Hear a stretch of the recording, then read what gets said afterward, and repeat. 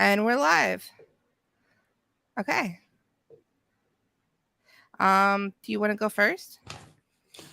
No, please go ahead. I mean, you started this, please. I'm your guest. You can please go first if you like. I don't mind. Okay. So this started on Twitter where someone said, should we just pull it up? Somebody said that asking what do people do to make This their partner started, to be cheat? clear, Maj Toure posted something that said, "What makes men cheat or what makes women cheat?" Right. Something like that. And then people went back and forth and such. And I had a response, and my response for both was disrespect. That was what I Right. responded to. And people said yes and no and such. And then you responded. And I said nothing makes someone cheat, including disrespect. But you went further, didn't you? That's all I said in that tweet. And then I said you were wrong. And then you said something like, if I remember right, you said something like, if I remember right, it was something like cheating. I And I said cheating is a symptom. And then you said, no, cheating is just a symptom of someone being a cheater. Yeah. And I said, no, that's absolutely not true. It's 100% not true. And you said, then debate me. And Right. I'm Larry Sharpe. I'm going to say yes. So I said, yes, when? And then here we are. That's basically what it was. That's how this started. You believe, or at least you stated, maybe you don't believe this. You stated that cheaters are 100% responsible for what they did. Cheating is not a symptom. It is a symptom only of someone being a cheater. And I said that's demonstrably incorrect. It's absolutely not true. Cheating is a symptom almost always. Now, not there is a percentage of people who are going to cheat no matter what. There is a percentage. And I have some data on that to give you an idea of what the percentage is. But cheating is most of the time, not 100%, most of the time a symptom of a worse or other problem. And Joe says 100% cheating, 0% cheat. Tell me otherwise. I just did. It is otherwise. It's simply not true. Okay, so my argument would be that the person who is cheating is making a decision, and the person who's getting cheated on did not make that decision for them.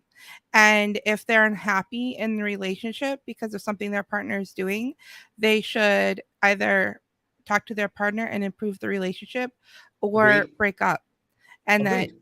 cheating is never the victim's fault. And I would argue that cheating violates the non-aggression principle, because in order to consent to sex, you have to have fully informed consent. And if the information that you're working with is that you're in a monogamous relationship and your partner isn't actually being monogamous, you do not have fully formed consent. And the cheater is aggressing against their partner by withholding pertinent information from them. And I would so agree on almost everything you said. I'm not saying you did. I'm not saying cheating is good in any way. I think it's absolutely bad and wrong. I agree with you on all those things. But there are two parts I have to bring up, though. The first one is, yes, if you were in a relationship and you go and cheat on me, yes, you made a decision. But I also made a decision to be with you. I made a decision to be intimate with you. I made a decision maybe either to marry you if we're married, or to be girlfriend and boyfriend if I agree that we're exclusive, whatever our agreement is. I made that agreement knowing who you are and what you are and what could happen. I know that.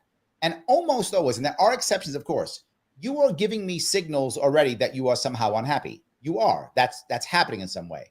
I am also doing something else that's not good or is bad. I'm not reading or understanding or making changes in our relationship. You may have already told me you were unhappy.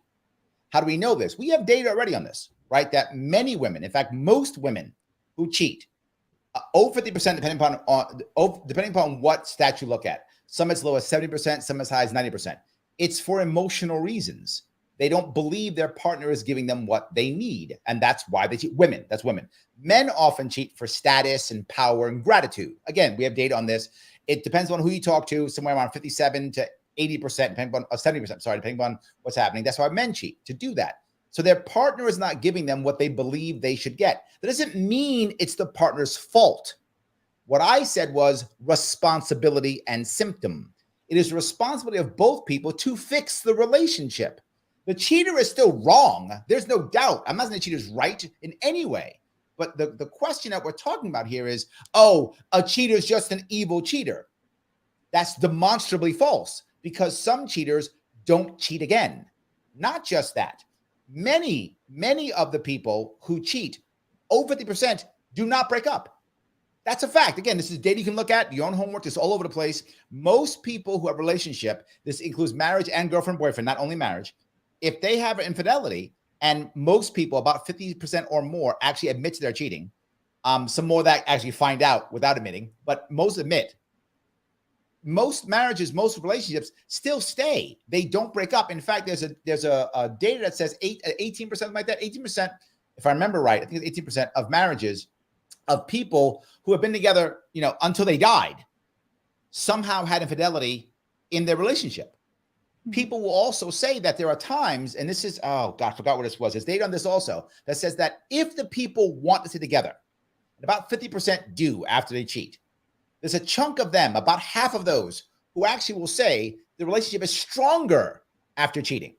Why? Because that was what they needed to repair the relationship. Now, I want to be clear. I am not saying that cheating is good or that's the way to fix your marriage. Please don't cheat if you're listening, right? I've been married to my wife for 23 years. I've never cheated on her once, right? With that in mind, if I was going to cheat on her, it would be my fault, 100% my fault, but still our responsibility to repair. And that is my point. You can't, it is unfair and wrong and not productive to just go, you cheated on me, therefore you're evil and bad and I'm perfect. How do we know it's also be true? Because this is also in data. Again, I can find the data if you want to, but if you look at it, here's the reality. If you are cheated on, meaning someone cheats on you, you are more likely to be cheated on again by different people, right? Think about that. If you are cheated on, you are more likely to be cheated on again by different people. You're picking the wrong people. You're doing the wrong thing. You're in the wrong area.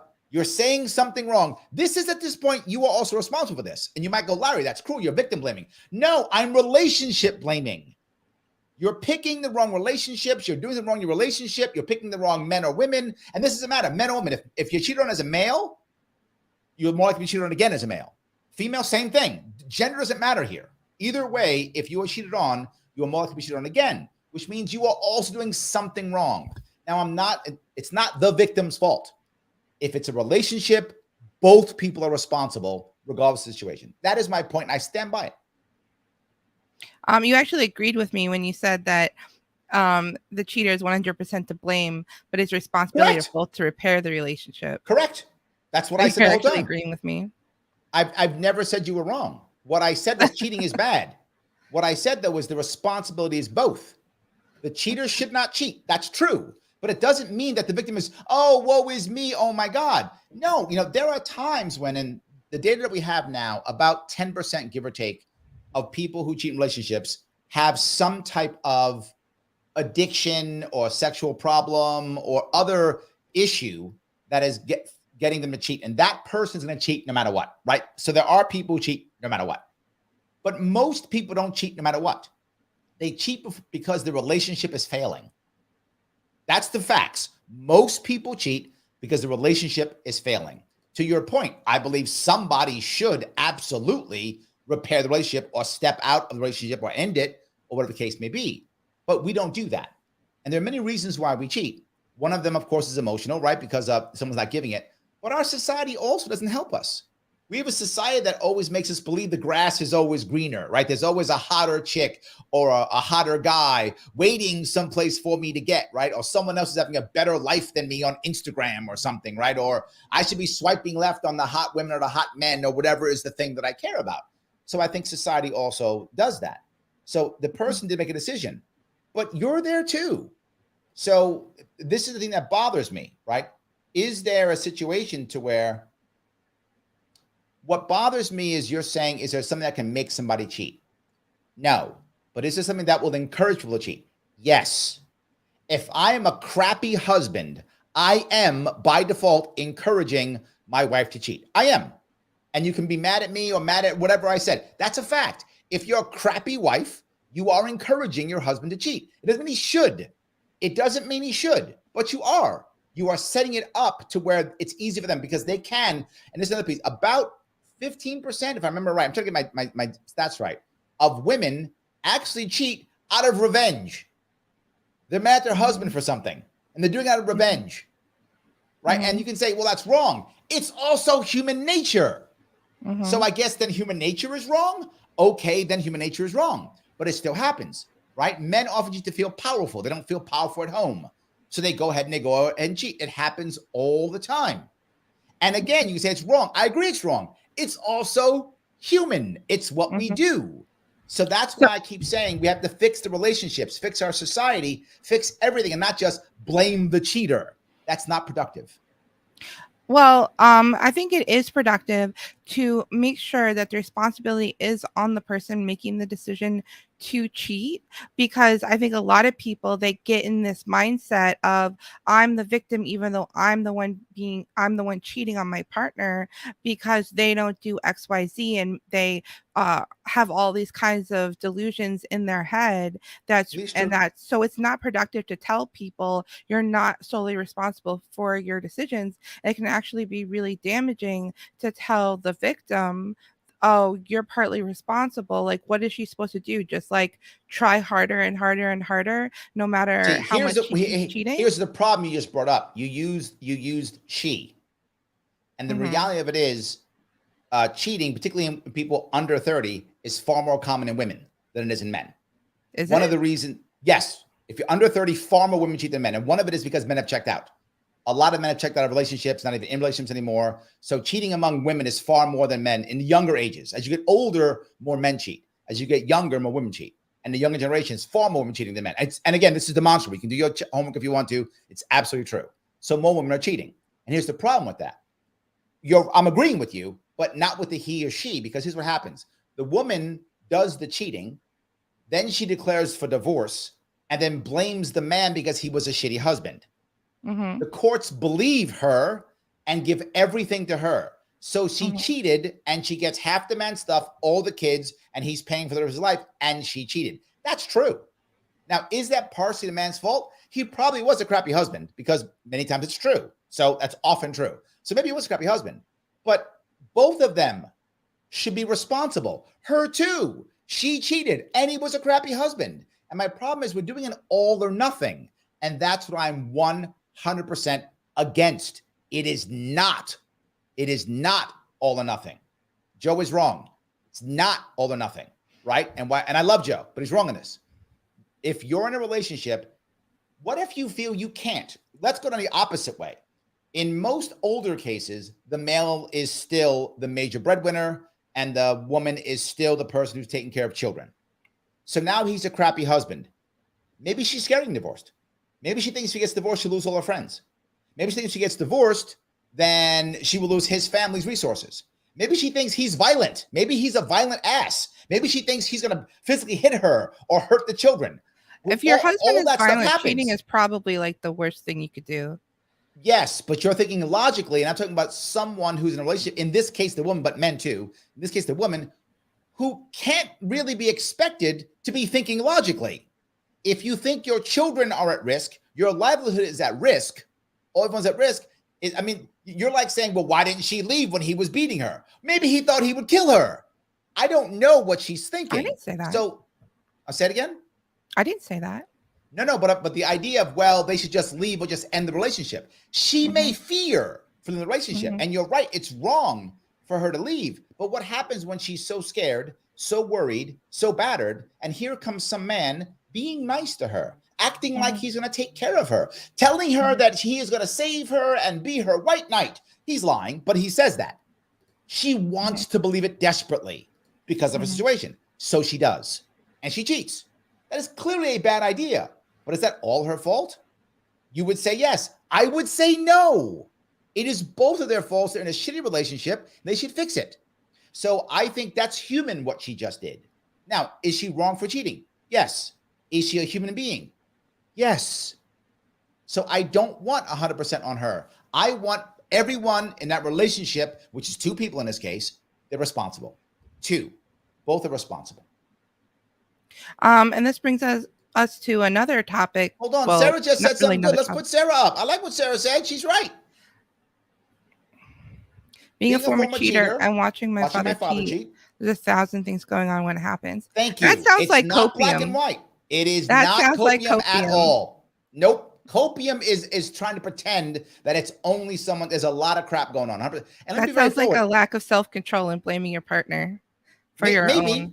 lack of self-control. Great. So now you have a broken marriage and everybody's blaming everybody. It's not helpful.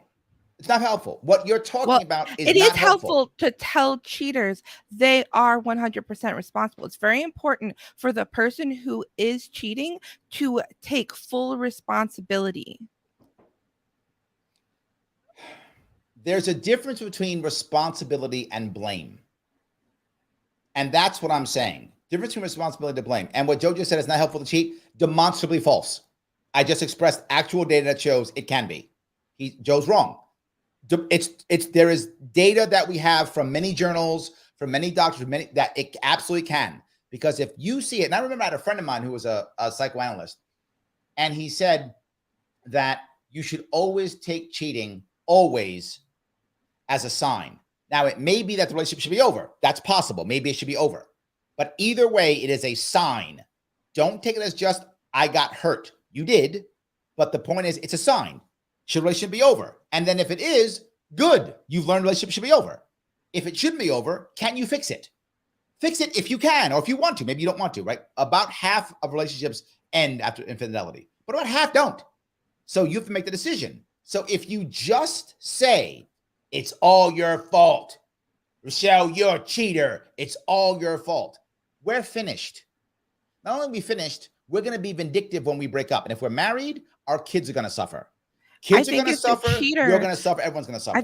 I think if the cheater does not accept full 100% responsibility, the marriage is over and you cannot repair it. If that person is not willing to take 100% responsibility, I'm going to say two parts. I brought it before. It's responsive versus blame.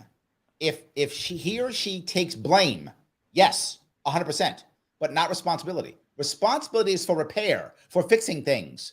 Taking the action is the individual. Yes, they did. This is the same thing as saying, you know what, someone who does something bad and everyone else is doing it, that it's all their responsibility. If everyone else is doing it and then you do it, that's bad. It's your blame, but it's still not only your responsibility. If everybody's going 75 miles an hour on the freeway and the cops aren't pulling anybody over, like everybody goes 75 miles an hour and you go 75 miles an hour, you are breaking the law. No question. You made a decision, you're going to break the law. But everybody's going 75 miles an hour, the cops aren't pulling anybody over, then all of a sudden they pull you over. You're an idiot. Why were you going 75 miles an hour? It's unfair. It's true. The person made a decision, but the cops were letting it happen. Everyone else was doing it. And by the way, we all do it. Everybody who drives on the freeway knows that if everyone's going 70, we all start going 70. We just all go in the same line. We all just do it. I don't think this works for cheating in relationships, because if both people are cheating on each other and then one person gets caught, the other person's like, oh, you're such a bad person, but you haven't found out that I'm cheating yet. Then that analogy would make sense. That does literally happen though. But yes, you're right. But that does actually happen. Situations where one person cheats doesn't work. Would you consider it infidelity if you and your spouse are separated at the time? I would say that depends on if you are separated with the understanding that you have an open relationship, or if you're separated understanding that you're not supposed to be with other people. I agree completely. And the important part is that when you get back together, before you have sex again, you have to inform your partner 100%. Of what you've been doing while you were broken up, so that they can have fully informed consent about whether or not they want to move forward. 100%. I completely agree. Look, if you're separated and people are talking about, and people are talking about, well, look, we're separated and I don't care, do what you want, then that's fine. That's the agreement you made. I totally, yeah, absolutely. I don't think legally, I think it's still infidelity. I think legally it is, because you're still married.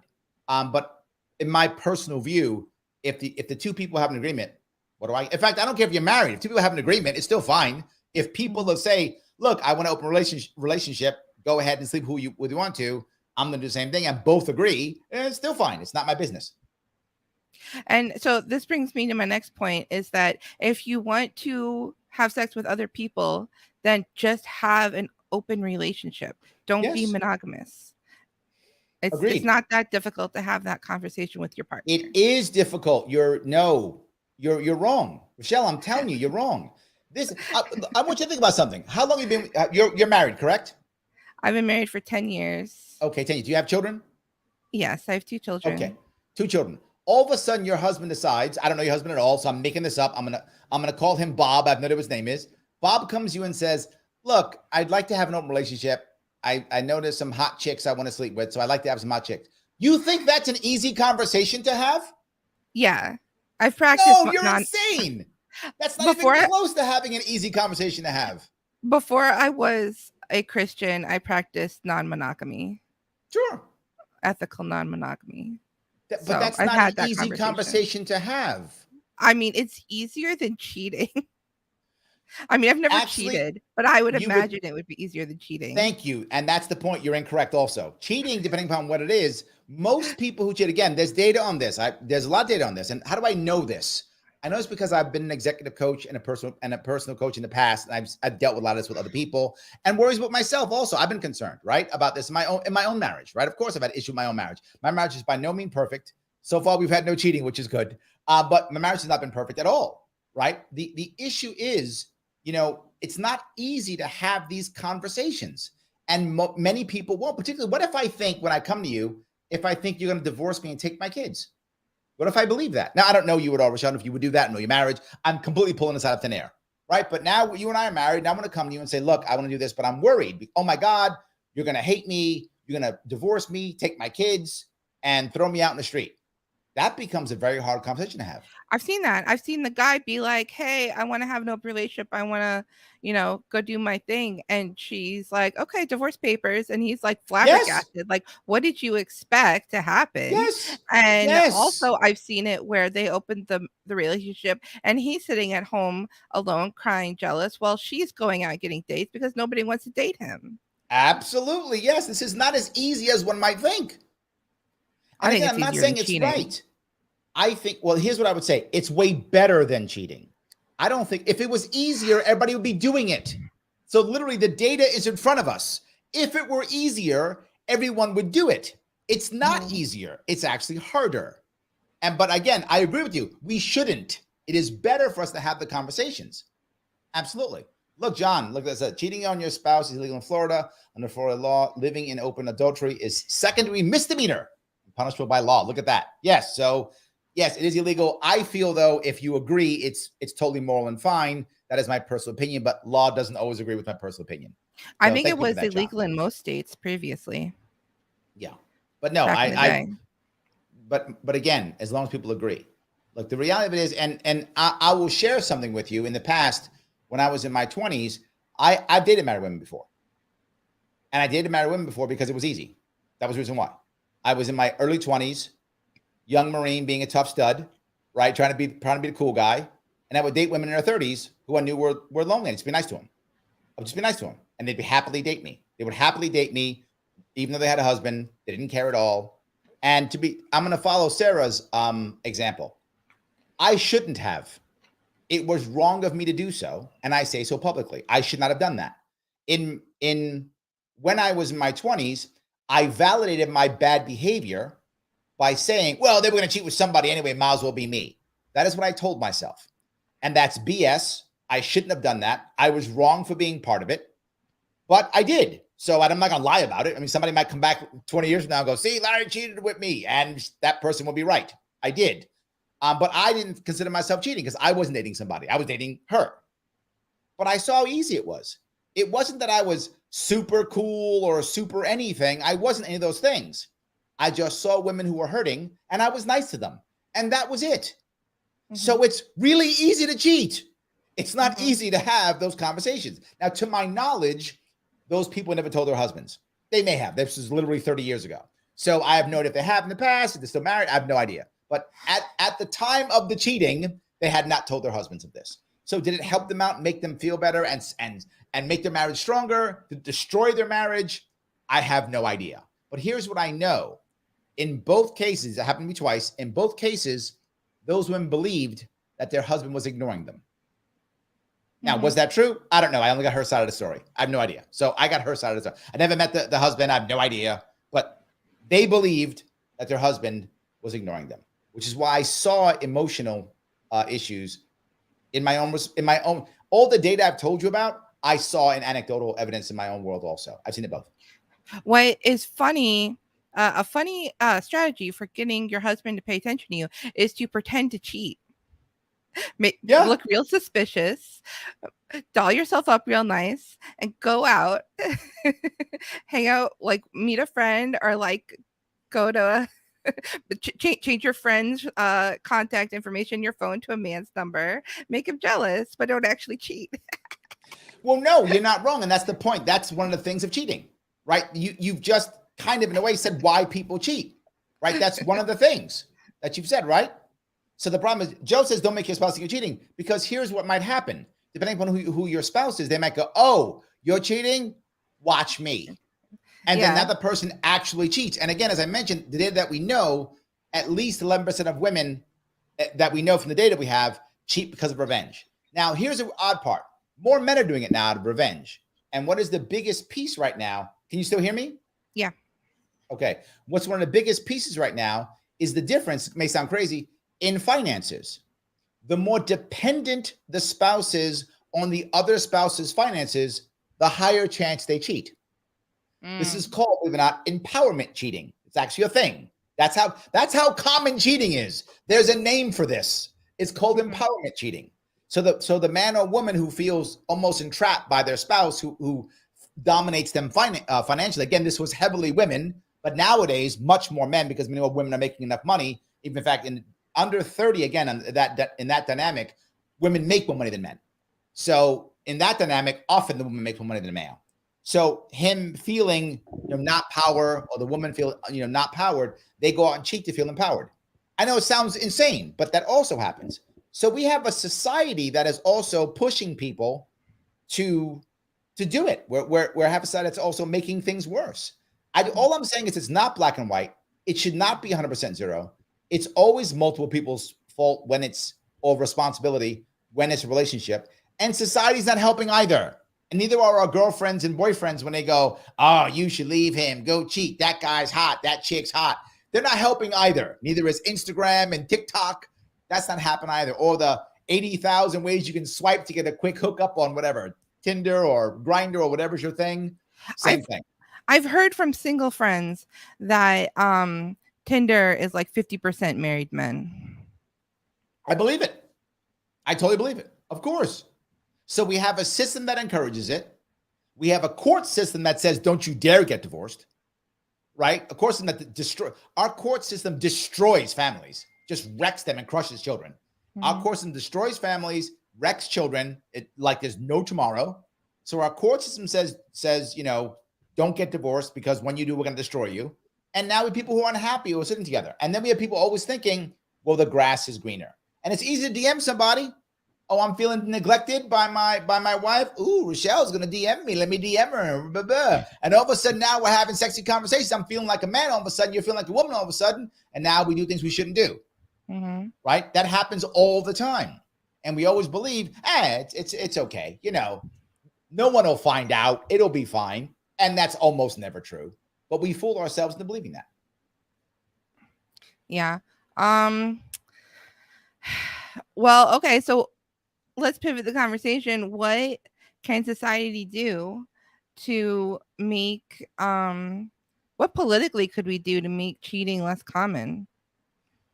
Well, I think there's a couple things, right? We should be supporting families in general, because again, there are many reasons why this happens, right? One of them is children. And this may sound odd, but I know this to be true. I love that, Joe. Make cheating not great again. That's actually pretty good. But one of the things is children, right? What happens often, and this, again, there are generational gaps here because of what's been happening with the male and female men and women in America. So there is a gap here. If you're, and I'm using an arbitrary line of 30 years old. It's the best line I can find. It's not a real good line. You're going to find differences there. But if you go past 30, give or take, most of the time, the male makes more money than the female. If you go under 30, most of the time, the woman makes more money than the male. Again, that's an arbitrary line, but it's gray in between. That happening changes the dynamic. So now all of a sudden you have kids. So if you are over 30, you have children. What happens usually is the mom tends to begin to focus on the kids. It's a common thing she does. She focuses on the kids. The male becomes secondary and the kids become primary. She focuses her energy, her emotion on the kids. Now, if she's working, very often she'll either work less or even quit working completely because she has to focus on her children. It's a common thing. Not all women do it, but it's very common. Men have the other problem. Oh my God, now I have more people in my family. My wife's not working. I need to work harder or do something else, take on a second job, whatever. I have to do something better, stronger, faster. I have more pressure. So both parties have pressure. The woman's not paying attention to the man, paying attention to the husband, the kids. And what I hear all the time with divorced families is, yeah, I still care about my ex. He was a good father. He's a good father. Oh, the opposite. She's a good mother. You don't keep your relationship for being a good mother or being a good father. Keep a relationship if you're a good husband or a good wife, right? Being a good spouse, how you keep your relationship. But when kids come about, we very often jump on the kids. And we both think we're righteous. So the man says, why are you mad at me for working so hard or so long? I'm working for the kids. So he's righteous. The woman says, why am you mad? I'm ignoring you. We have kids, not about us, it's about the kids now, right? So she's righteous. So they're both righteous in ignoring each other. And the sad part is neither one of them sees the other one's job as work because they look at themselves. So the man is working out. Again, this is over 30 and generally not 100% rule. The man comes home from work and says, I've been working my ass off. Let me sit down and have a break. The woman's with the kids all day. She says, well, now you're home. Help me. He said, I've been working all day. And she's like, well, yeah, I've been working all day too. And he's like, you haven't been at work with me. And now each of them can attack the other, disrespect the other, and feel righteous about their disrespect. Nothing but lose. This happens all the time. Now, more of that now is happening the opposite in under 30 because more women are making more money, right? So you find men staying home more than ever or doing other things. You do find that. Or worse, now if the woman still feels like from her own upbringing that she needs to be the mom and she believes that she's to be the mom, so now she doesn't stop working. So she's working and being the mom. And the dad's just working. And the dad says, wait a minute. I didn't choose this. You're choosing this. I didn't. We can get a nanny if you want, or I'll be the. And she was like, no, I have to do it because my upbringing says I must be the primary caregiver. I must be it, but she won't stop working. So now he never sees her because she's working half the day and the other day she's with kids. Now he never sees her. Well, he feels completely destroyed. He feels completely mad. And she's like, you're a piece of garbage. You're not working hard enough. They're fighting again. So kids do make this tougher, but not just that. So does work. So now also not having kids makes the divorce rate go up over a certain amount of time. Yes, but there isn't much damage. Isn't much damage. Right? Generally speaking, if both of the spouses are working with no children, generally speaking, both of them are able to support themselves. So it's rare there's a change in funds as much. It's rarer. Right now, but statistically, the woman still gets more, regardless of income. Statistically, the woman gets more, but that's going down because women are changing how much money they make. So that is changing over time. The older you are getting divorced, the more chance the woman gets more money. Regardless of how much money she makes, so she can make money and still get more from the husband. That's how it tends to work in the court system today, by percentage. But the more likely that you don't have kids, the more likely you're both working, both making money, both supporting yourselves. So the more likely the break will be cleaner. No children. The worst thing you have is maybe some assets that you have to sell with the money and perhaps a few pets, which that will suck, but you got to give up the dog or the cat or whatever, that kind of thing. That's about all it is. So it's cleaner when there's no kids. I think it's the phones. I think that we're not really ignoring. Yeah, we're not really ignoring each other to pay attention to the kids because we're not really paying attention to our kids either. And they sleep 12 hours a day. I don't understand when people are always like, oh, being a parent is so hard. They literally sleep like 12 hours a day until they're old enough to take care of themselves. Like, it's not that hard. The thing is, you're spending 18 hours a day looking at screens and ignoring your partner. Oh, I like that. I think that's, that's a good point. I think if you're going to, I found that with my daughters, I was raising my daughters, and I tried to find a way to fix that, right? I wanted us to be together, but I didn't want my daughters to not understand the cool stuff the kids are doing either. I wanted them to both do both. So what I did was, if they wanted to play any games online, whatever those games were, I played with them and we played in the living room. So we'd all be in a screen, but be in the same room together, playing and laughing and joking all together on a screen if we had to go that route. And I Mhm. don't know if that was the perfect answer, but it seemed to be good enough. I mean, my daughters still feel good being around family, still talk, and they often do it. I know my youngest one will rarely play a game without also having her phone or something else on, talking to her friend at the same time, not just doing text, but actually talking or FaceTiming with the friend while Mhm. she's playing. So I'm hoping I help to push that forward for her to have the skills to communicate. But I think you're right. Too many of us just spend all the time on the phone. I agree. It's a big, again, this is my point. Society is making it hard too. So do I just blame the cheater? I don't. I blame all of it.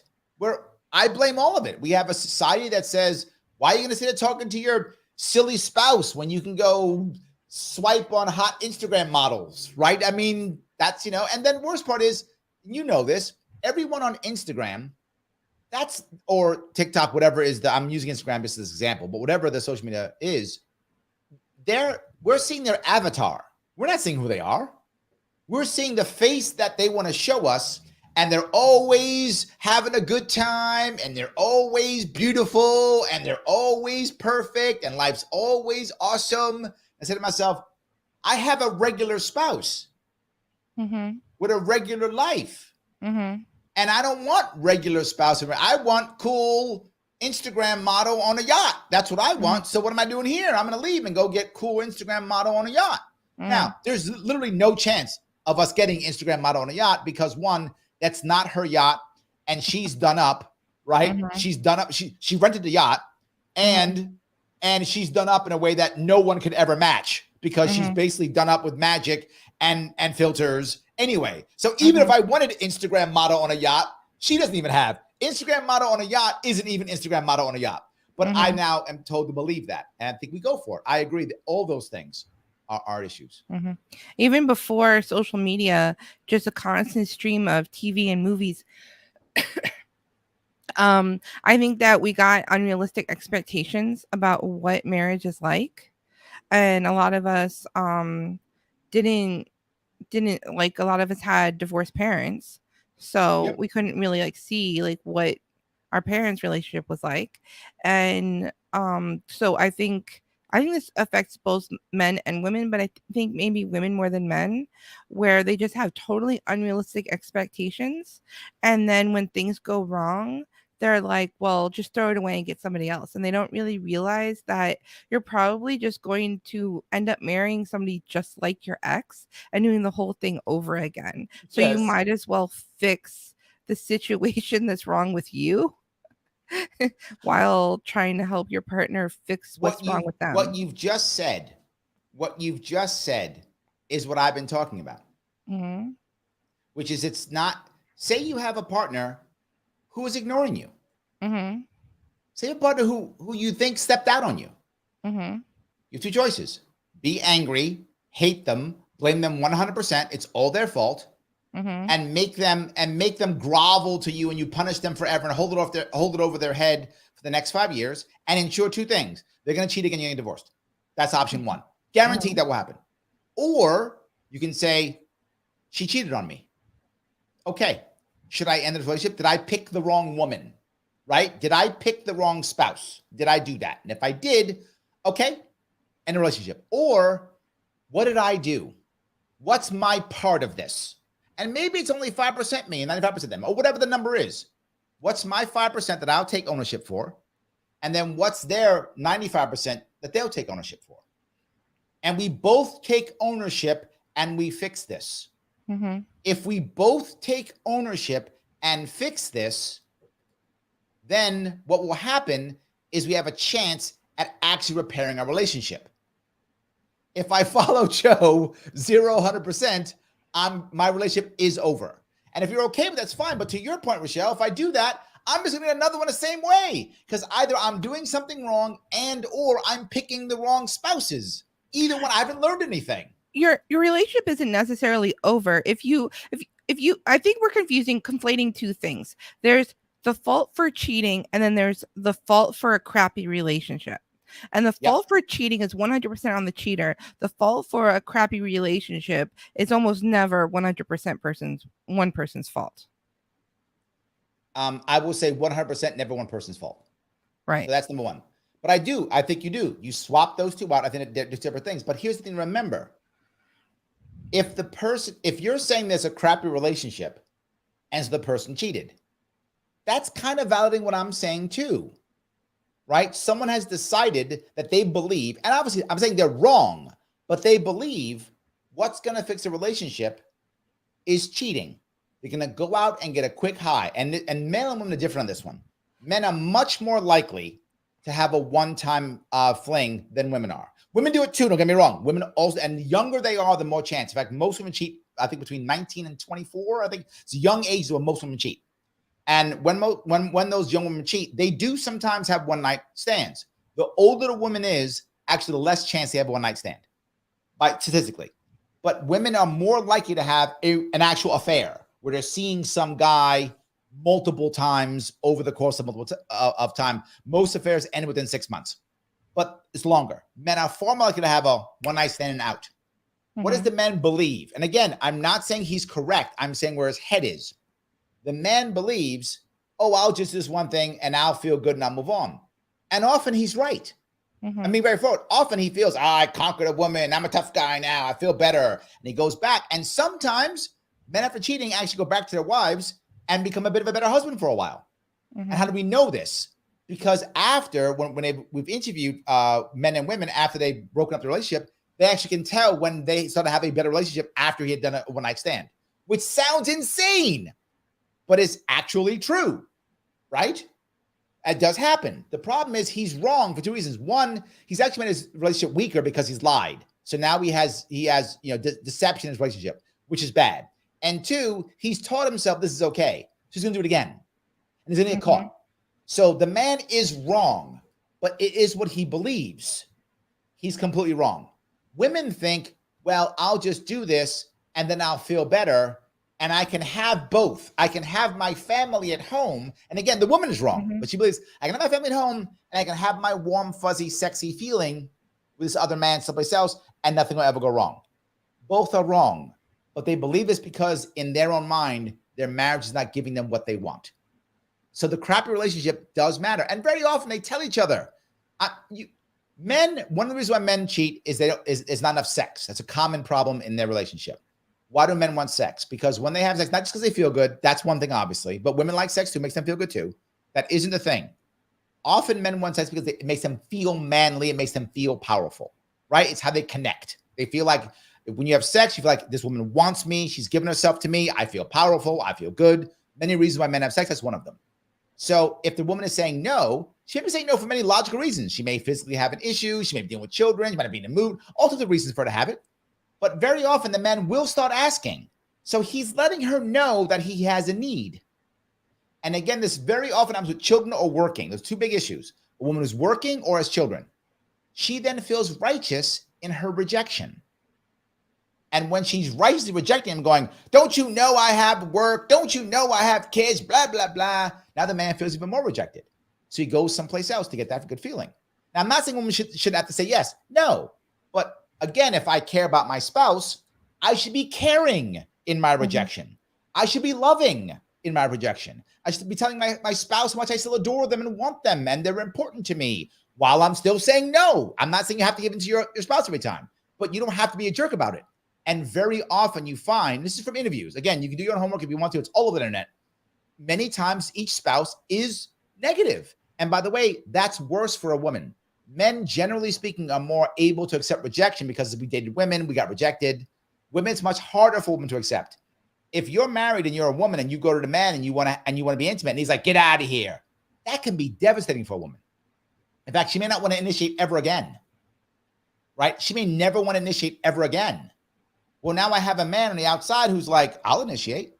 I want you. And she goes because she wants to feel important. She wants to feel valued. She wants to feel beautiful. She wants to feel desired. Everybody wants to feel desired. That's just human nature. So are you telling me that if I'm yelling at my spouse, calling her names, telling her that she's not attractive anymore, whatever horrible thing that spouses do to each other, because spouses say horrible things to each other, that is 0% my fault that she goes out with some other guy? It's 0% my fault? When I'm literally insulting her, calling her names, rejecting her? The relationship being crappy is your fault, but her cheating isn't your fault because So she made so that decision.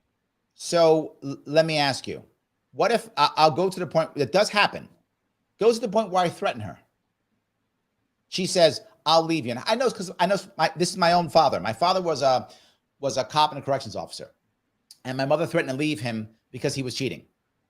And he said, you can't leave, I'll kill you. He wasn't joking. He would have shot her. He Mhm, wasn't kidding. He would have shot her. And that's a thing. You probably know this. Every day in America, a male kills his female lover. mhm, Every day in America that happens. It's not Uganda, America. Every day. There are mhm. women who literally fear for their life. So you think she's just leave the relationship? Just leave, just quit, just walk I away? never said that. Yes, you did. No, I You didn't. said fix the relationship or end the relationship, fix it or end it. Well, Easier said than done when you have a spouse you fear, when you have children you're worried mhm, about, when you have a mhm, family. What happens if you go to the same church and you fear that if you divorce your husband or your wife, you lose even your religious group? You lose everything. mhm, What if you lose your business or your job? What if you'll get mhm. fired? It's Well, not so easy, is all I'm saying. You're being very flippant about something that is very difficult. I'm not being flippant. If a woman is in an abusive relationship, Yep. probably the most dangerous thing she could do, probably even more dangerous than leaving, is to cheat. Because if he finds Unless out, she he's gonna go believes that she crazy. can find a man who can defend her, which many of them believe that. They Well, believe that this man will defend me against my miserable husband. Now, again, they're wrong, but you're asking somebody in a terrible situation to have a perfectly logical mindset. And what I'm mhm, saying is that's simply not human. People don't do that. Desperate people do desperate things. mhm. That's a fact of life. But that's not the situation in the vast majority of cheating situations. It's the guys for younger guys. For younger guys are getting cheated on. They're rejecting their partner because they are using porn so much that they can't perform in the bedroom. And when your wife is initiating and it's like, sorry honey, I just watched porn 5 minutes ago, I'm not interested, and then she's getting rejected because he is a porn addict, and then she Okay. goes out and cheats. So that probably explains why it's reversed for younger couples, because Sadly, there's data on this. To be clear, there's data on this. That's most men who are addicted to porn aren't in relationships. Most aren't. So that's only about 10% or so of actual relationships, right? Mhm, It's only about 10% that have the problem you just said. There are lots of men addicted to porn. That's true. But the vast majority of those men are not married or are not in relationships. So the majority of men who have that problem you're talking about, they're not in relationships right now. There's about 7 or 8 million men in America who've just checked out, and they're all young. They're but all between like 17 and 29. They just but checked out. So that there is an issue, but it's a small percentage. but there's a lot of guys who are in a relationship who have been watching porn since they were 12 and has That's true. messed up their minds. That's also true. You're correct. You're right. But what happens there is that they're not rejecting because they just watch porn. They're rejecting because the sex they're having isn't what they expected from porn, right? They watched porn and thought, oh, sex is going to be cool, like the hot guys and chicks on the porn, and Mhm, then sex with my wife or girlfriend isn't that. That's a different rejection. If that makes any sense. mhm. It's different. So when they do that, let's say I do that. I'm this bad young guy who thinks that all sex can be like on porn, and it isn't. And now I'm like, wait a minute, I wanted to have sex and it wasn't like the porn people. Wait a minute, I'm upset. So now I'm not really into it anymore. So when I start, now my girlfriend or my wife is now rejected by me. How do I fix that? I don't get it. I'm not savvy enough. Particularly if I'm young. If I'm 21, 22, I don't know what's wrong with my life. I have no idea. I still think porn's the norm. And then how is some 21 or 20-year-old woman supposed to figure that out? How is she supposed to figure that out? She doesn't know either. All she knows is I have a man who says he loves me, and in other ways, I feel like he loves me in other ways, but not in this. I don't feel beautiful. I don't feel sexy. I don't feel desired. I don't feel any of those things. Well, here's Mhm, some guy. He mhm, says I'm beautiful. He mhm, says he desires me. mhm, Again, not black and white. Even in that example you gave me, That is still not black and white. There is still blame on both sides. Um, for the abuse situations, they wait, well, oh, here it is. Yeah, I have a friend who she left her husband and went to an abuse shelter, and she said that all of the friends that she made there ended up going back. Yes. Yes. Perfect example. How hard is it? It's hard to leave. You're asking a lot of someone. In the case of a woman, mostly, but men too, right? I don't want to just put, it's clearly mostly women, but there are also some men. You're asking a woman to leave. If she leaves, particularly if the male controls, if the male's making the most money, and the older you get, the more that's true. He has the house. He has everything. He may have most of their friends. Unless you have family someplace you can pack up and move to, not everybody has that.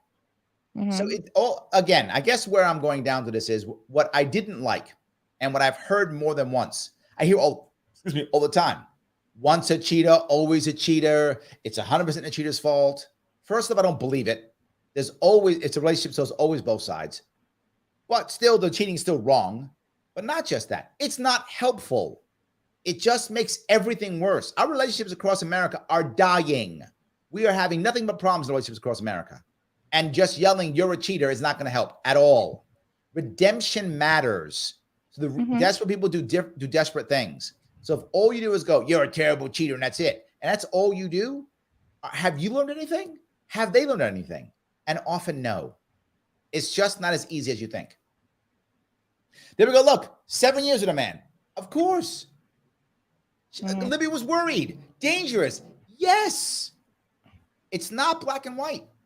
And maybe, and to be clear, what if Libby was in, and I don't know Libby, if she was not, I'm making this up, but what if Libby was in a place where she feared for the lives of her children? That would make almost any woman, except for like the most crazy, I don't know, maybe woman who has some kind of special brain or something, it would make them nuts. If you thought your kids were in physical danger every day, it would drive you insane. And you expect that woman to make a logical decision. I don't. If you thought your kids were in physical danger every day, you would not be making logical decisions at all. You'd be making very emotional, fear-based decisions, trying to find an answer desperately, whatever that was, but something else. There's an embarrassment. What happens when your mom said to you, don't marry that guy, he's a jerk, and your dad said, don't marry that guy, he's a jerk, and they hate you and they're mad. You haven't talked to your mom and dad in 3 years. All of a sudden now they were right. He's a jerk. He's physically harming you. You gonna go back to your parents? Yeah. That's not easy to do. Again, you flippantly go, yeah. No. I mean, we can see women don't do this. It's when clear. An abuse victim, women don't do it. When an abuse victim cuts off contact because you said this guy is going to abuse you, and they all of a sudden pop up in your DM saying you were right, it feels awesome, and you are there immediately. Okay. And you embrace them with open arms. If I'm the person, if I'm the dad, and my daughter goes out and I say, this dude's a bad dude, and then she responds to me and says, Dad, I'm in trouble, come get me. You're damn right. I'm in the car in 5 seconds. Like as fast as I can put my shoes on. In fact, if I can, I'm carrying my shoes in my pocket. I'm going. You're right. I absolutely go. But how does she feel is my point. Right? Particularly, what if she was, and this happens all the time in families. If I reject her husband for any reason, she will be very mean and nasty to me. She will say horrible things to me. Horrible things. And now she has to come back. Right? There we go. See? Oh my gosh. Yes, my parents were right. I had to prove them wrong. Thank you. Yes. This is human nature.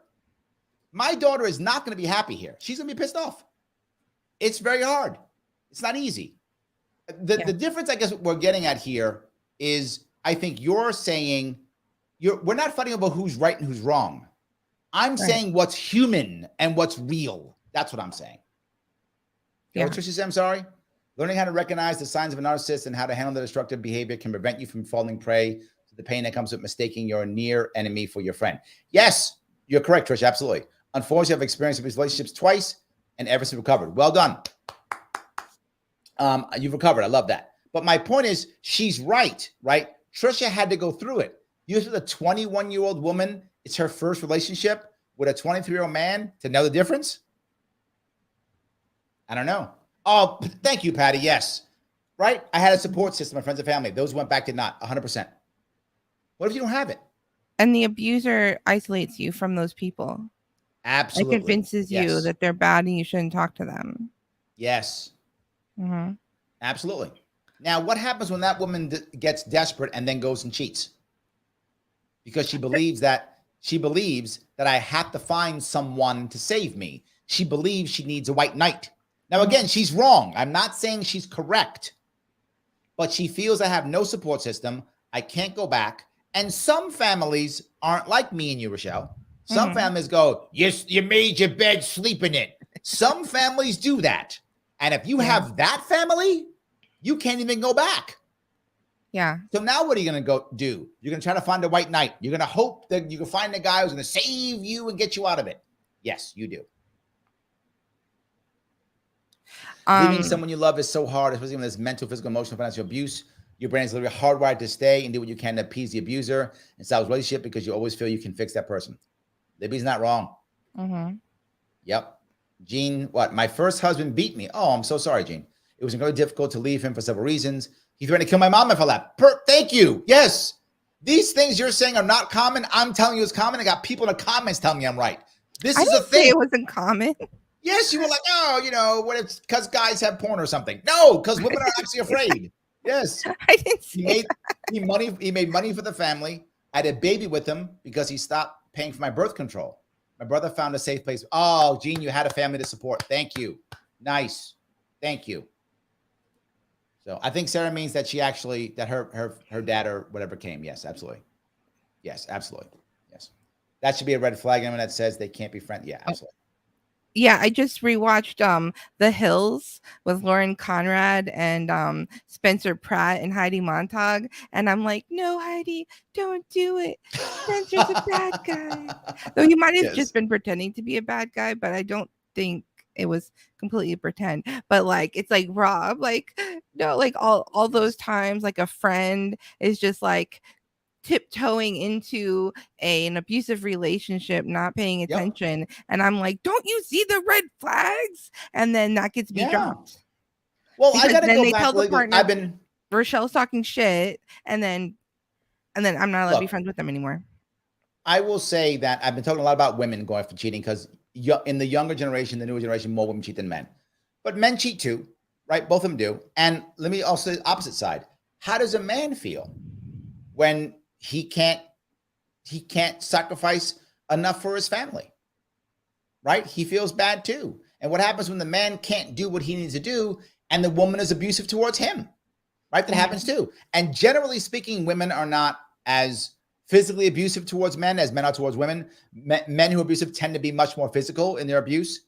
Women tend to be much more mental in their abuse. They tend to be when they're abusive. So then there's not even any signs of abuse. So when she is, because you know this, you're married. Spouses, if they want to, know exactly what buttons to push to hurt us the most. That's just how it works. They know. And my wife and I have been in many fights. We've almost been divorced more than once. Luckily, we're still together right now. But we've many times almost been divorced. And in many places, we have both said things that we regret. I still, to this day, regret things that I've said to my wife because I was angry and mean and she was being mean to me. And I thought it was okay. I wanted to hurt her. She wanted to hurt me. And we said horrible things to each other. And I regret it.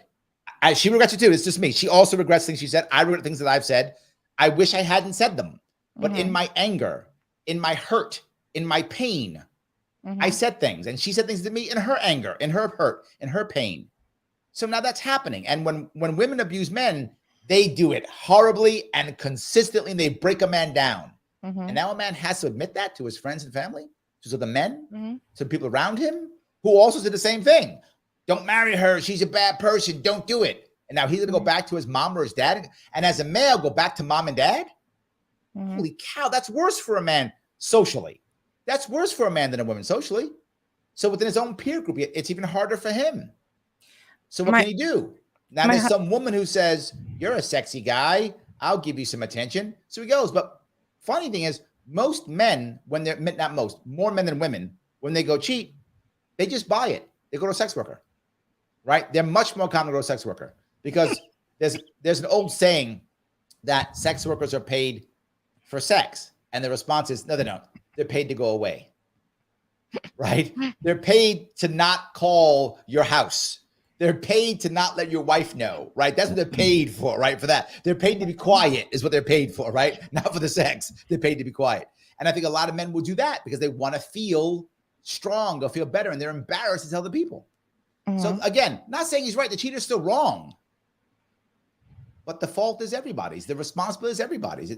Who's in the relationship? I don't think it's the person who's getting cheated on and their husband is going to a sex worker is responsible for her husband going to a sex worker. That's his decision. And for a lot of time, especially for men, she cannot fulfill his desire for variety. She can only be one woman. And even if she's doing everything he wants to do and never rejecting him for sex, some guys are just sex addicts. Yes, and that's only about 10%. We have data on this. 90% of that is not the case. It's only about 10%. There is a group of people who are going to cheat. That's true. But the vast majority, that's not the case. If a woman is doing all those things, the odds are he's not going anywhere, right? The odds are he's not if she's doing all these things. But one, why should a woman do all those things for her man if she's also dealing with other issues, right? I would hope that both sides would do the best they could to keep their spouse happy. I would hope they would. But it doesn't mean you've got to completely degrade yourself into nothing to just be the play toy of unless you guys are playing and having that, like, it's Saturday night and then we're doing the games and today I'm the play toy. That's fine, right? That's what people want to do. Enjoy yourself, whatever. But no way. Yes. So anyway, what did she just say? Yeah, he knew exactly what to say to tear me apart. Yes. It was so bad I ended up in a suicidal situation. 100%. Yes. They know how to do it. That's what they do. They know exactly what to strike. And when they're angry, they do. Absolutely. It was not abuse, but drugs that caused my second to cheat on me. After standing behind her for 11 months that she spent in jail, 3 weeks out, she left me and her daughter for her dealer. Yeah, also a problem. Yes. I saw my baby was in the NICU for 9 months, and so I saw a lot of babies coming in and out of the NICU, and I saw drug addicted babies coming in and the mom abandoning them and leaving to go do drugs. Yes. Drugs are a hell of a thing, and will totally another society issue that's crushing us. Yes, this is also yes. Right. So now what usually happens when we're addicted and we have to fall into it, generally speaking, men resort to violence, women to sex. Generally what happens, right? When men can't get their fix, they start robbing and beating up people or going to black market. They do violence. When women can't get their fix, they go to sex work. It's what generally happens, right? It's a general rule. When they're in trouble, they do so. Look, I know addiction. My mother was an addict. My mother went to jail. She's a convicted felon. She passed away years ago, but she was a convicted felon. I've seen this from both sides. My father was a cop and a corrections officer, and my mom was a felon, right? So I've seen this from both sides. I'll go back to what I'm saying.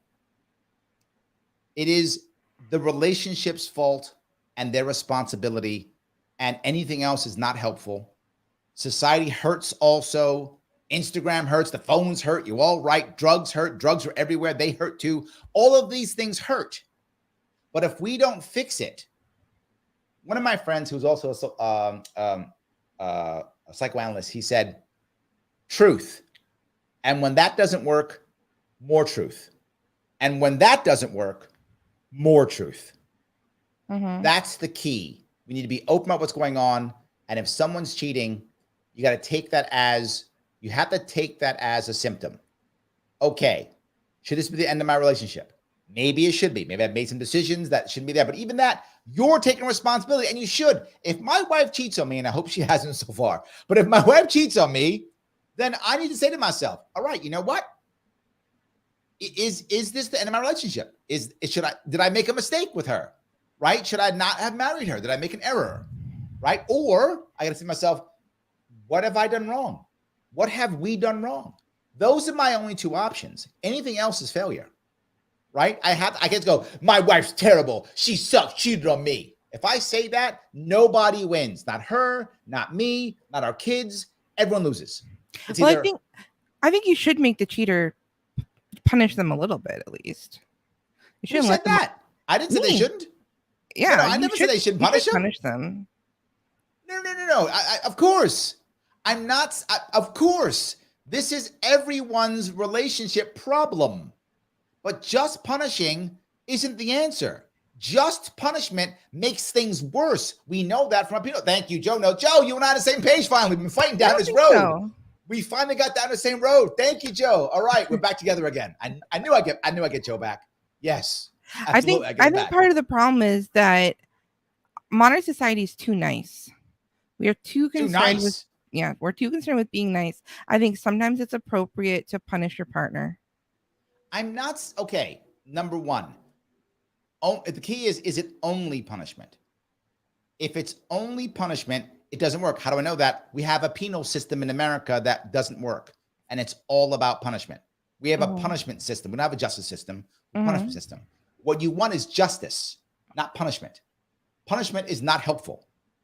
Justice is helpful, right? That's what's helpful. Justice is helpful. So my wife cheats on me, and if I want to fix this thing, let's say I do, my wife cheats on me, and I want to fix this thing, right? Perfect. She's exactly right. Yes, she says you have to earn trust back. So if that happens, and I'll give you a perfect example. It happened in my own life. It's a good example. My father cheated on my mother more than once. He was a very bad husband. And at one point, my mother was tired of it. And she said, I'm out, I'm leaving. He threatened to kill her. She looked him dead in the eye. I was there when it happened. He looked him dead in the eye and said, you will never find me or Larry. I was probably 9, 8. I was a kid. And she said, you'll never find me or Larry. And he believed her. And he believed her so much that he changed everything. And he decided he had to be completely transparent, exactly to Sarah's point. And I mean this, overnight he changed. My father got off from work. The shift was ended around 4 o'clock or so, something like that. And he came home at 4:30. And he then gave his weekly paycheck directly to my mother. He gave his paycheck to my mother, and he came home in the house 4:30 every day. He was back in the house. And then my mom just all of a sudden trust him. No, of course not. He was a cheater. Yeah. Did she punish him? A little bit. But she was much more open because he was repentant and he was doing exactly what Sarah said. He was trying to earn her trust back. Right. And he did. They actually had a better relationship after this. She actually got the husband she wanted from him after this. Now, I know that's an anecdote, but there is data that shows that does happen. Give or take about 20% of marriages exist to this day. 20% of marriages that go into one partner dies, you consider it a successful marriage when one goes in the box. About 20% had this happen in infidelity and then a better relationship. About 20% of all marriages, which is not bad because 50% end in divorce. So that means 30% are not that 30% and then 20%. So yes, you really want the person to be repenting and you want them to be able to do something to show they're real. What my father did to show he was real was be home in the house at 4:30 every day. And the next thing was to make sure that he gave his paycheck to my mom every Wednesday. So she gave him an allowance. Now, a lot of men wouldn't want to do that. But my dad was serious. And that I know of, he never cheated on her again. That I know of. I mean, I saw him do it in the past. He was that blatant on it. But I never saw him do it again until the day he died. Never did it again. So that wasn't about punishing. That was about repenting. That was about justice. That if she just punished him, he either would have left her or he would have shot her. One of the two. It was about boundaries. It was setting boundaries and saying, no, if you want to be in a relationship with me and have a family, then you are going to have to do X, Y, and Z because you've 100%. broken trust. And that's the deal now.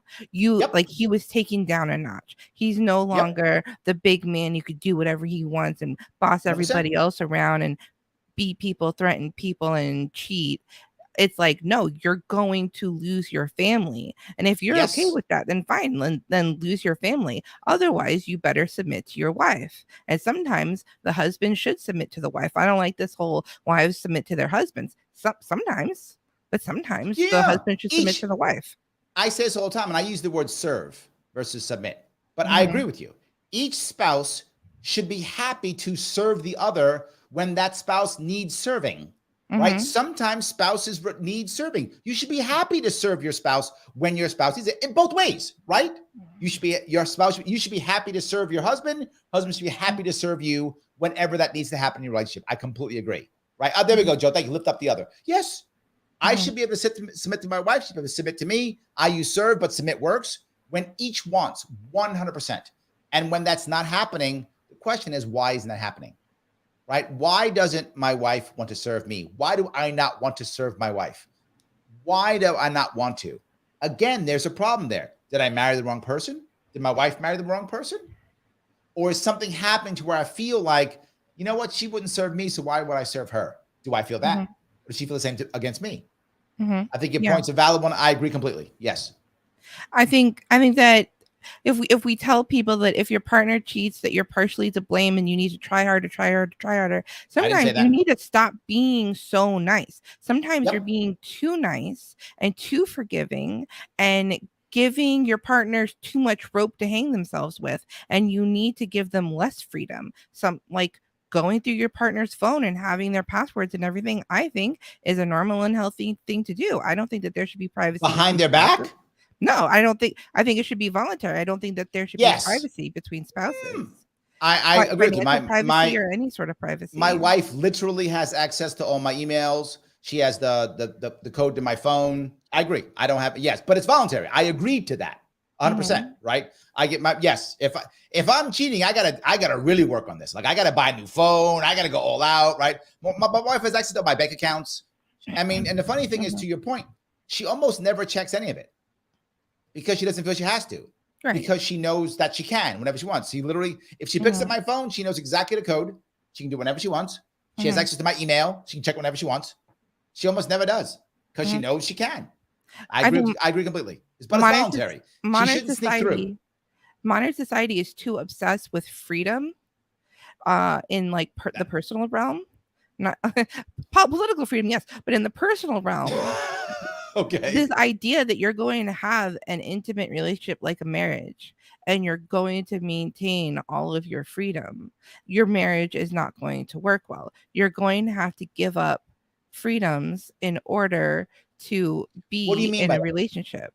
Like your freedom to go out and have sex with other people, your freedom to I see what you're saying. go out and not tell somebody where you're going or when you're going to come home, like those types of things. Like freedom to use your money however you want. Like if you're mix your finances, the other person's gonna have an opinion on making big, you're gonna have to ask permission to ask big purchases, even if it's your money, because it's now our money. Yeah, or set guidelines. I think both can work. I agree. I think you're right. But as long as it's voluntary, I'm fine with that. I agree. I think you're right. Right. Generally speaking, when it comes to my business accounts, I make the lion's share of money in our family. Business expenses are mine. I don't really bring up much, right, here or there. But if it's a large business expense, I'll still talk to my wife about it. If it's a large business, but usually I don't. But unless it's a big expense. And then in the house, if I want to buy anything that's a house, I hardly ever spend any money without telling her or asking her. It's very rare that I do any of that.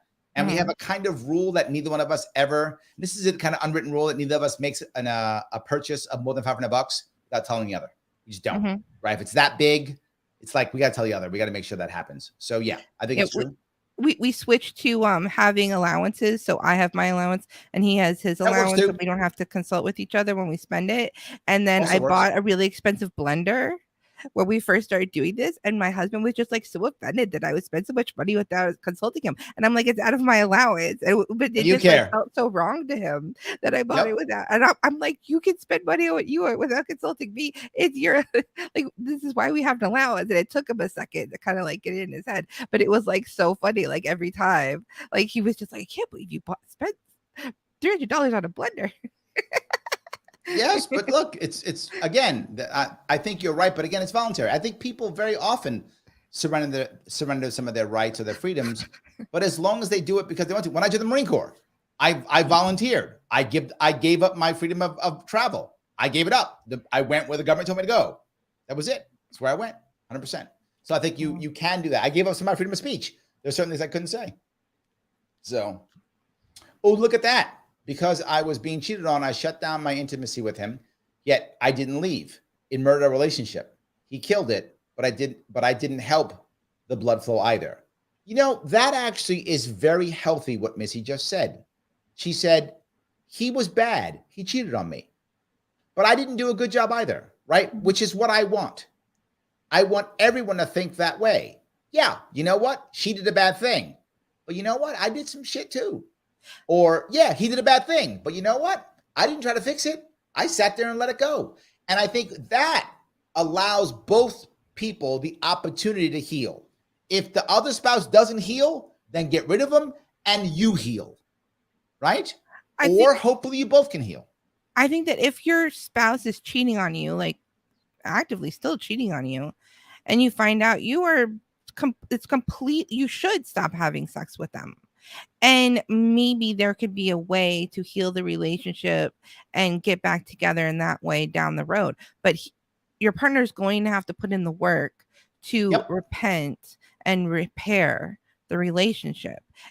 I don't think that you should blame yourself, because if you cut off sex and he was like, whatever, that's fine, I don't care, I'm not going to stop doing what I'm doing, like there was literally nothing you could do. Like you can't make somebody want to be in a relationship with you, especially a monogamous relationship with Agreed. you.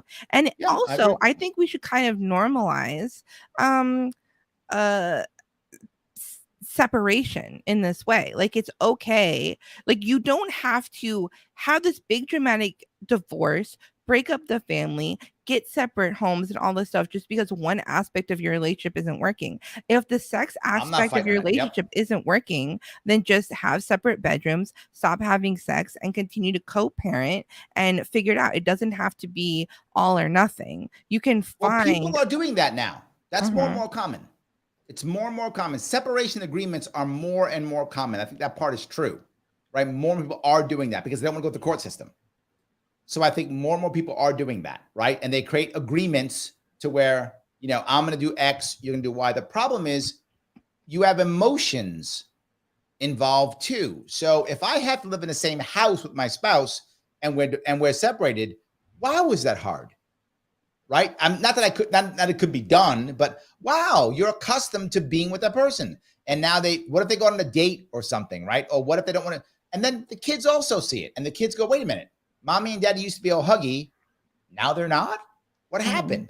Are we still together? So I think there's more of that, but we as a society, we don't know how to fix that yet. Like we haven't got to that point where we know, how does that work? Do I buy the house next door? Right? What happens there? Right? I mean, I don't think we Mhm. as a society have not found the answer to this yet. But I think you're Yeah. right. We shouldn't have to have the government destroy everybody and destroy the kids and take a cut. Like in New York State, I'm sure it's probably in your state too. Every time you write a check to your spouse, it goes through their system. New York State takes a cut like a credit card.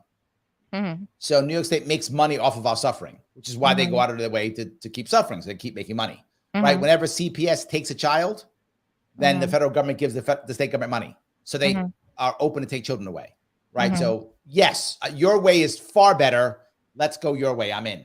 I'm And, in. and so, which ideally, what we need to like fix all the problems we have in society with families and everything is we need to bring the mutual aid societies back and take power away from the government and put it in the hands of these voluntary associations. They can be churches, they can be secular in nature, that Sure. handle these sorts of things, and each one would have their own way of doing things, their own culture, their own family law.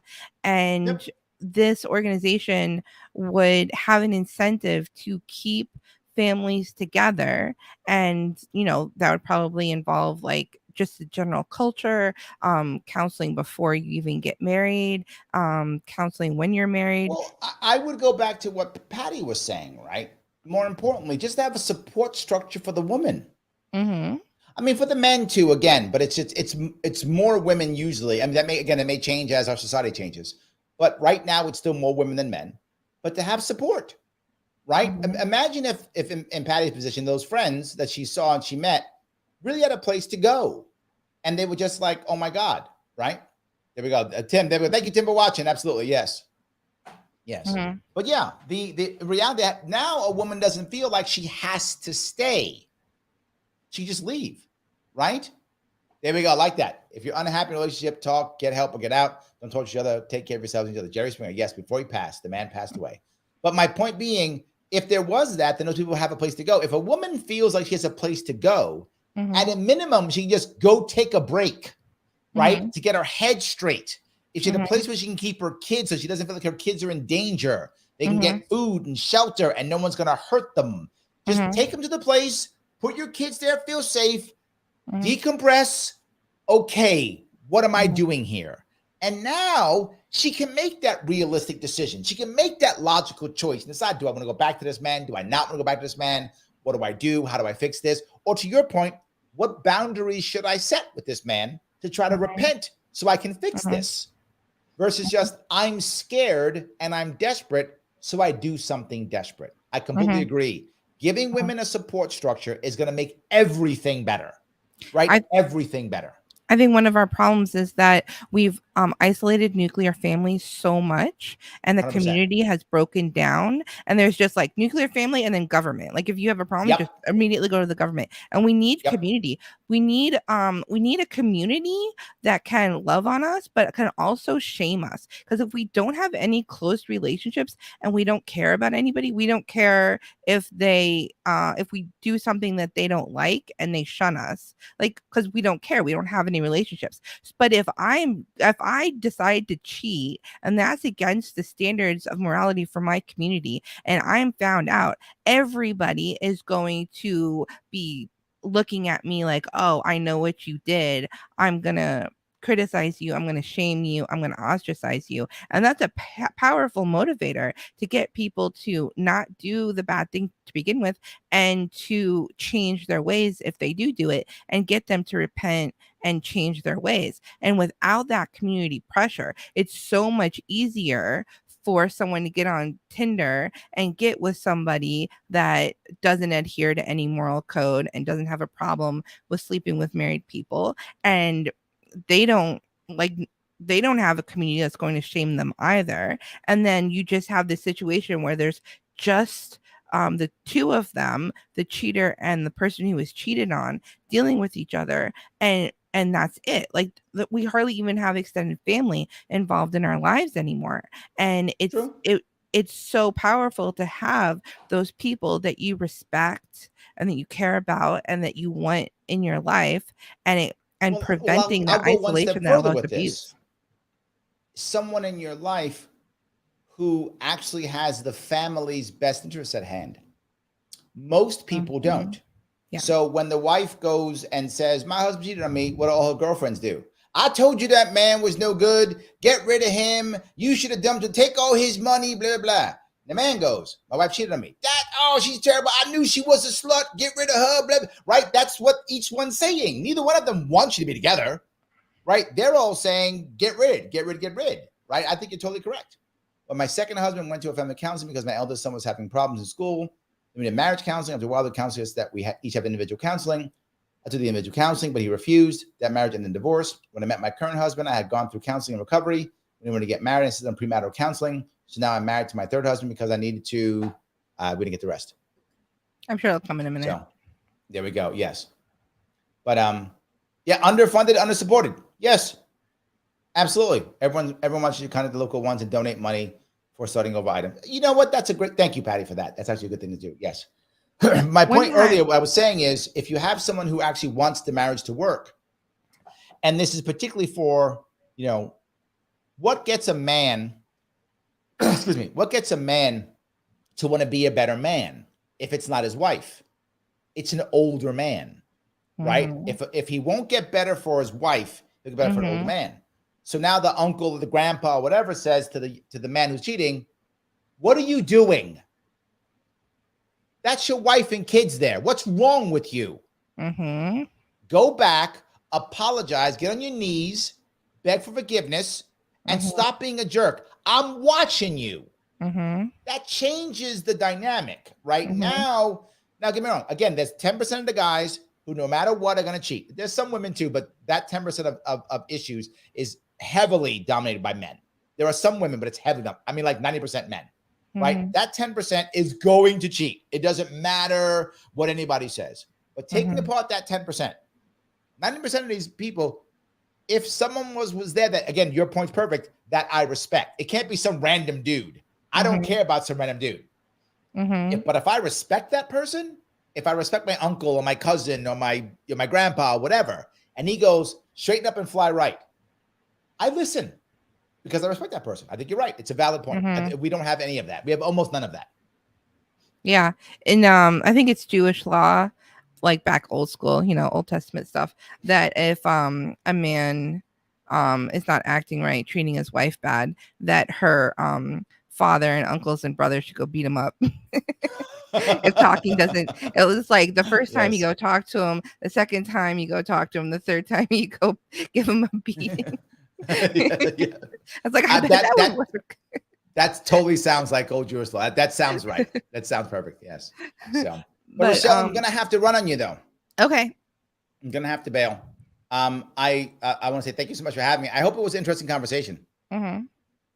Final thoughts I would say are, if you have a family, I would suggest practicing weekly Sabbath, even if you're not religious. Turn off all your electronics for 24 hours, and you will be so bored you'll have nothing to do but pay attention to each other, and you will reconnect your relationship. Unplug and pay attention to your significant Here other. is here is what I would say if I'd add a piece of that. And I have been good and bad at this in my own relationships. To be clear, I'm not saying this like because I was so perfect at this. I'm saying this because I was both good and bad at this. Schedule time with your spouse that does not include anybody else but you and your spouse. And whatever that needs to be, monthly, weekly, every day, whatever. Yeah, there we go, Joe. Go and walk together. Absolutely, whatever, right? Literally have something in your schedule, whether that's in your head or on paper or on computer, I don't care where, but that this time, whatever it is, this is you and your spouse and nobody else. No kids, no grandpa, no friends, just you two spending time together. And I would also want to add what you just said, Richelle, no devices. Mhm. Unless they're being used for something fun and sexy that you both agree upon, then Don't fine. do that either. Yeah, but that's if you guys like that kind of thing, that's no judgment on that. But whatever, time together is key. That's the Mhm. most important thing.